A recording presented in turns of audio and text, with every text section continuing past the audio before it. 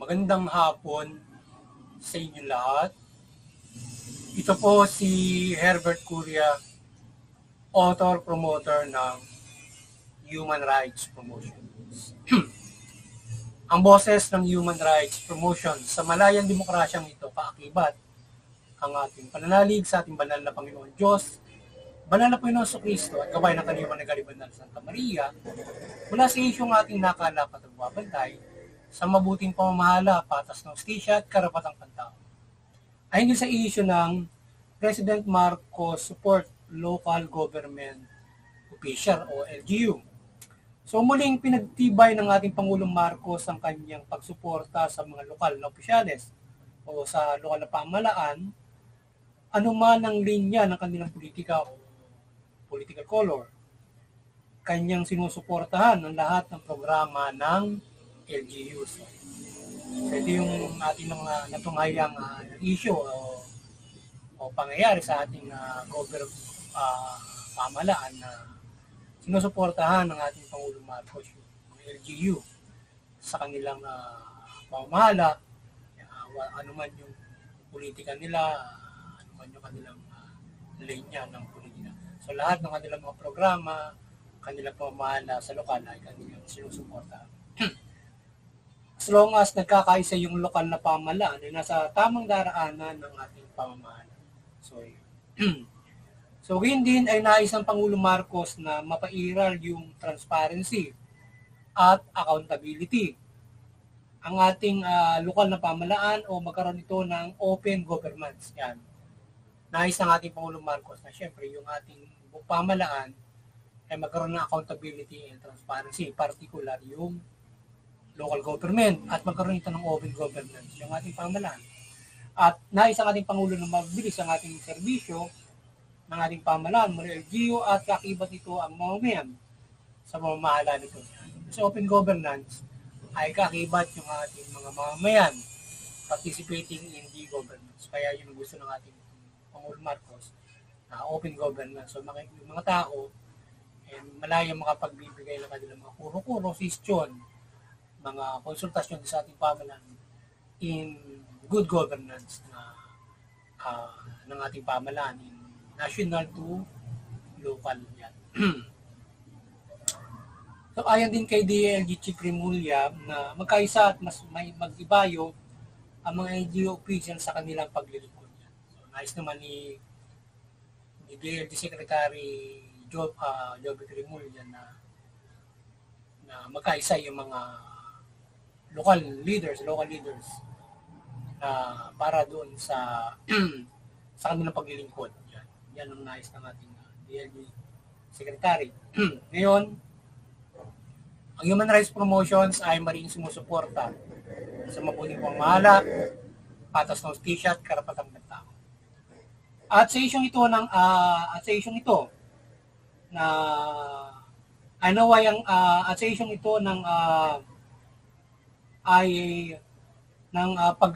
pagsuporta ng ating Pangulong Marcos sa local government ay naway ang kanyang hakbangin na ito ay magbigay ng malaking solusyon sa ating bansa na makapaglingkod ng lubos ang mga LGUs sa kanilang mga nasasakupan o mamamayan sa suporta ng ating administrasyon o national government. So ang mga proyekto nila at iba't ibang serbisyo publiko na kailangan ng national government support, lalo na sa ng pondo, ay madali nilang magagawa ito. So President Marcos support local government officials. Sana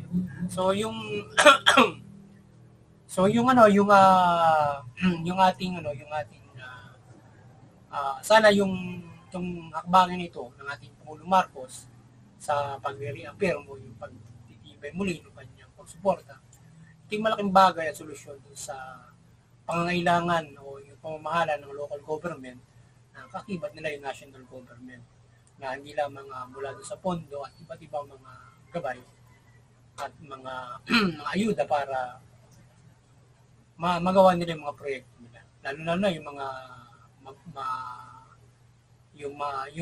may mabababang lokal na pamahalaan, yung mga hindi maunlad, yung hindi maunlad na lokal na pamahalaan, so sila ay matutulungan na lubos para umunlad din ng ating mapaunlad ng ating Pangulong Marcos. Sana matulungan ng lubos ng ating Pangulong Marcos yung mga ganong mga atrasado na mga lokal na pamahalaan, lalo na yung kanilang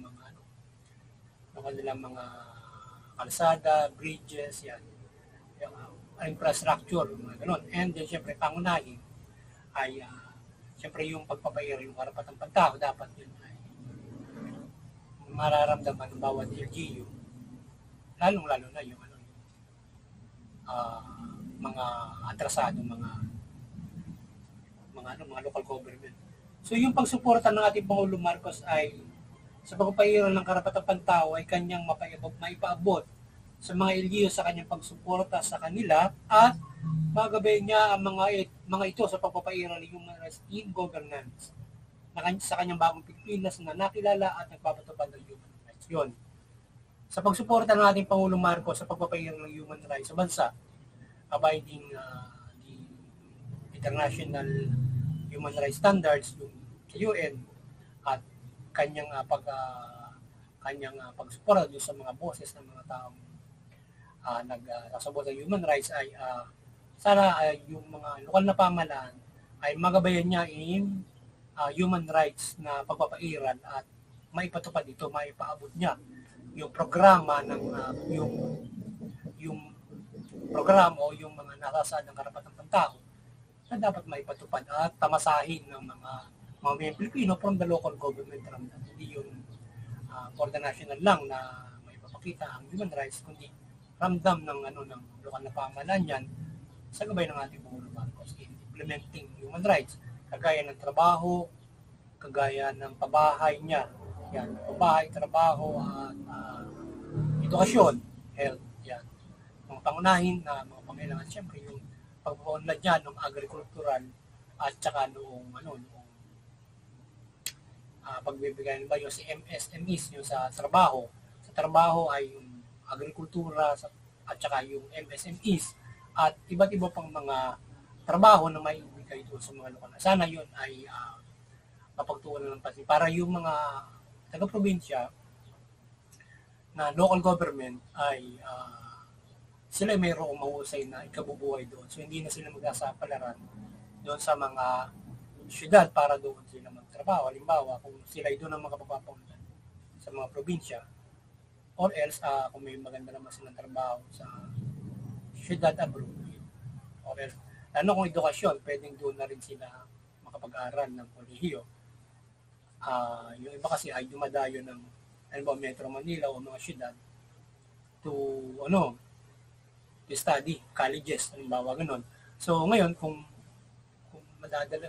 may magandang eskwela malapit, mahusay na yung ating mga LGUs ay nakapag-aaral yung ating mga estudyante. Dadran, kahit yung bawat mga LGUs, lalo na yung mga probinsya. So yun, basically, yung pangkalahatan na dapat mabigyan ng trabaho lahat na di lamang sa syudad, trabaho, pabahay, ay mararamdaman din sa mga probinsya. Partikular, siyempre, pag probinsya, pangunahin yung pag-ibayo ng agrikultura at MSMEs, yan, mga ganon. So, yun ay sana mapag-ibayo naman ito. O maibigay yung karapatang pantao. Sana yan ay yun pagsuporta niya sa mga LGU. So, yun. Kanyang suportahan yung pagpapairo ng karapatang pantao. Nagabayan niya how to implement human rights sa mga LGU para rin ng tao mamumuhay ayon sa karapatan from the national government. So, pagdating ng root level, ramdam nila yung karapatan. So, yan. Kaya, mahalagang bagay na yung human rights ay maramdaman ng mga yung servisyo ng government in implementing human rights from the basic implementation of the government, human rights, nararamdaman ng tao ito the above na kanyang magagawa from the human rights. So, yung basic na trabaho, pabahay, edukasyon, at social services yan, I know why maramdaman ng mga LGUs, katuwang sila sa pagsisilbi sa mga mamayan. So, ang agrikultura ay kanyang mapag-ibayo sa mga LGUs na nasa economic development. At makatulong din ng lubos sa pagtatayo ng MSMEs na mula sa standard itong kumikita yan. So yung ang ating pamalan yan, sana yun ay mapag-ibayon niya from those LGUs na agricultural, yung kanilang usual kinabubuhay at MSMEs and other mga trabaho na maaaring malikha doon sa mga probinsya para sila ay mapapunlad at hindi yung iba na pumupunta ng Metro Manila ay nauuwi lalo na halimbawa walang pinag-aralan at ipagsapa lang sa Maynila sa ibang sa ibang sa ibang lugar. So nagkakaproblema sila ron, nagiging silang squatter kapag naubos na yung mga pondo na kanilang pagpunta ron, nauwi sila sa hindi maganda. So kaya kung sila mayroong kinabubuhay, yung kasi nagiging problema ng ibang mga probinsya, walang trabaho doon sa probinsya niya at walang asenso. So pupunta ng Metro Manila, may pagsapa lang doon ang abutin. So kaya pag napag-ibayo yung LGU, yan, trabaho, pangunahin, kabahay. So bakit pa pupunta ng Metro Manila, di ba? So yun. Kung meron silang kaunting lupa, yun, merong negosyo, di ba? Usually naman, yung mga taga-probinsya may mga lupa yan. Kaya yung iba, may benta, pumunta ng Metro Manila, mag-abroad, mamalasin yung pero kung halimbawa, maunlad yung probinsya mo, di ba? Yun ang magiging maganda ron. Kaya maganda yung pagsuporta ng ating Pangulo Marcos sa LGU para hindi lang makikita as parang yung mga sa national ay ang makikita mo unlad lang ay yung mga syudad kagaya ng Metro Manila, iba't ibang mga syudad sa bansa. But syempre dapat yung mga LGUs na lalo yung mga paraplang areas, so mararamdaman nila yung pagkunan, diba?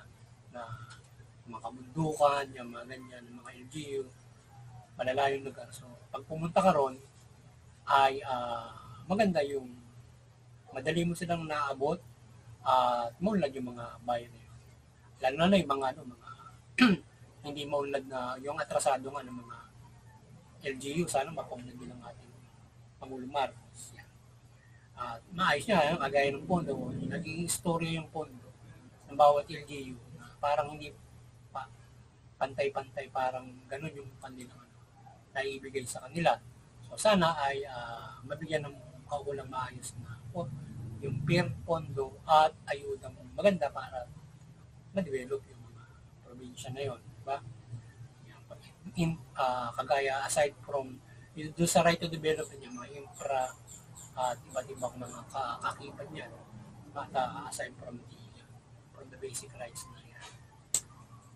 At syempre, kumpleto dapat yung mga probinsya, yung patubig, yung tubig, kuryente, yung mga ganyan. So, part of that, sa right to development na yung mga probinsya ay hindi dapat ay ganon. Lahat ng ating probinsya ay mayroong patubig, ilaw, yan. Lahat ng barangay naabot, di ba? So, dapat magawa ng paraan ng ating Pangulo Marcos yun. Kung alin sa lugar ng Pilipinas ang walang linya ng tubig, linya ng kuryente, pangunahin, di ba? Sa bumuhay ng trabaho, syempre. From other side na yung pang-individual, trabaho, bahay. So may trabaho bahay ka, so may servisyo ng gobyerno. Tubig, kuryente, pangunahin. Para sa kaunlaran, di ba?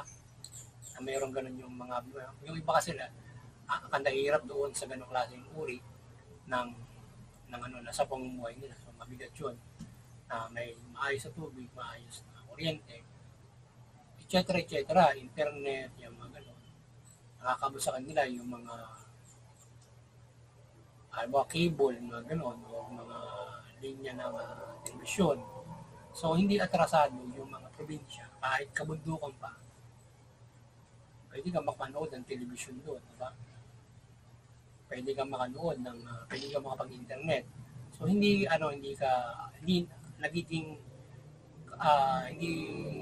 nagiging atrasado yung mga rural areas, kundi sila ay kahit sila ay agricultural yung kanilang kinaunlad, pero sila ay moderno yung kanilang mga naging pamumuhay na sila ay nakasasabay dito sa ganitong klase na mayroong internet, nakapanonood sila ng telebisyon, yan. May kuryente, may tubig. Hindi lang doon sa Metro Manila nakikita yung mga ganun, diba? So, sana yan, yung mga basic na yan, na ibang serbisyo ng pamahalaan, aside from individual, trabaho, diba, na, at yan, mga babae, yung probinsya maramdaman nyo. Hindi lang doon sa cities, diba, mga ganun. At ilang mga mauunlad na mga bayan. So, yung mga park lang, dapat maibigay yun. So, yun, ang ating pamahalaan ay yung national government, yung administrasyong Marcos, ay mahalagang bagay yung kanyang pagsuporta sa LGU na maiparamdam niya yung karapatang pantao, particular yung sa development niya, kagaya nga nung nabanggit natin kanina na ayan, yung kuryente, tubig, yan, mga bagay na pangunahin nagkaunlaran, yan, syempre yung infrastructure. Pero yung individual na karapatan, halimbawa, trabaho, yan, eskwelahan, yan, sana yan ay pangunahin din. Yan ang mga pangunahin na may bibigay para makapamuhay. And then, secondary, ay yung mga yan ay maibigay ng lubos, yung kuryente, tubig, kalsada, yan, para yun. At maging magaan yung pamumuhay nila na mayroon silang trabaho at bahay. Diba? Kasi kung may trabaho ka, may bahay na pero wala ka namang kuryente, tubig, babae, so nahihirapan ka mamuhay. Paano ka yung daily life mo medyo atrasado, di ba? So, kung kumpleto yun, at yan, gagaya ng iba't iba pang mga bagay. So, ramdam ng probinsya, even sila yung mga agricultural na ang kanilang probinsya, ramdam na yung digital development, na kagaya na yung maproduce ng internet, tapos na siyempre, yung bagong television, doon sa probinsya, di mga kapanood. Kaya sa bundok ka pa, makanonood ka ng telebisyon, di ba? So, kaya sana mapag-ibayan natin Pangulo yung kanyang pagsuporta from giving these human rights. So, yung ating DLG ay naway waiting na ipatupad ang karapatang pantao with the administration good government niya sa DLG. Akibat nung ating yung lokal na pamahalaan niya as ay parang pinakaano nung lokal na pamahalaan DLG. So, maging kakibat sila ng lubos ng administrasyon in implementing human rights sa mga LGU. Kung yung maidahan nila yung mga pangangailangan nila para may patupad nila karapatan ng tao. Kasi yung nabanggit natin kanina, aside from the right to development na yung kanilang kuryente, tubig, infrastructure, yung individual na karapatan na sila mayroong pabahay, trabaho, yan, basic. Nakapumuhay sila ng maayos, di ba? So sana mapag-ibayo ng ating DLG yan.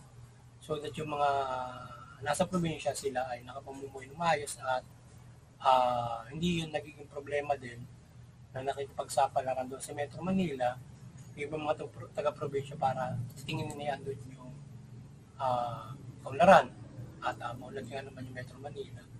So kung ang magiging problema mo doon ay kapag hindi ka naman professional na nagtatrabaho doon o hindi ka doon talaga mismo nag-aral, parang bagaman ay parang kung ikaw ay hindi gano'n mataas ka, makipagsapalaran ka doon, medyo lalo ka nang mapapahamak doon kapag ka hindi ka sinwerte, wala kang makatutulong sa iyo para mabigyan ka ng trabaho.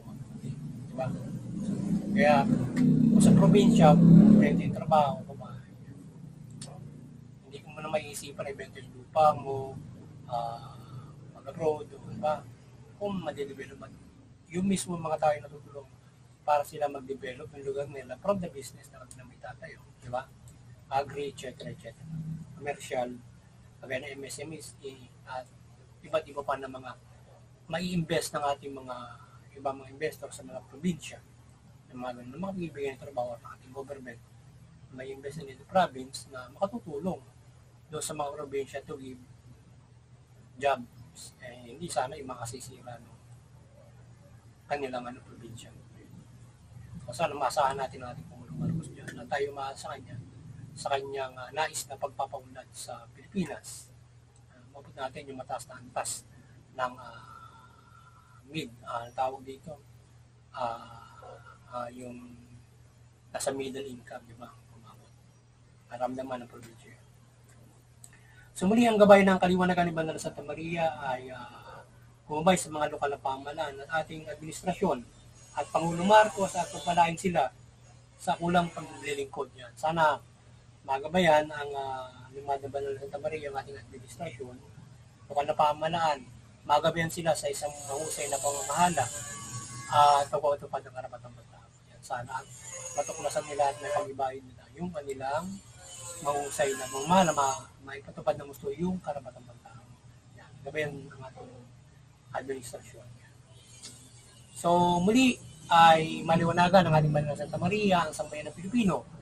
Mula pamahalaan at mamaya Pilipino, yung pamahalaan, mamahala ng mabuti, matuwid, tugilin yung karapatang ng tao, pera na patas ng justisya. Iwasan ang pang-abuso, korupsyon, opresyon, at bagkos ay mamahala nga ng mabuti. Yung mamamayan, iwasan yung paglaban sa pamahalaan, paglabag sa batas, suportahan yung mabuting pamamahala, pagpapahiri ng karapatang ng tao, patas na justisya, sa gayon mamumuhay tayo ng mapayapa, maunlad. Higit sa lahat, makakapanampalataya tayo ng lubos sa ating manala Panginoon Diyos at mula sa Panginoon sa Kristo.